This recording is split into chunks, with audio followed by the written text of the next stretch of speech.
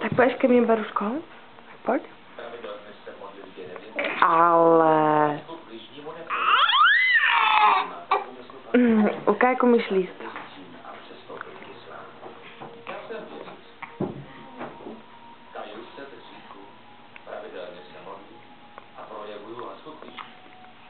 Někdy jsem se vůči vám protože moje víra umožňuje, abyste žili a vyznávali svoji víru, kdežto vy svůj život jste vaší svatou knihou Biblii oklamaní místa, ale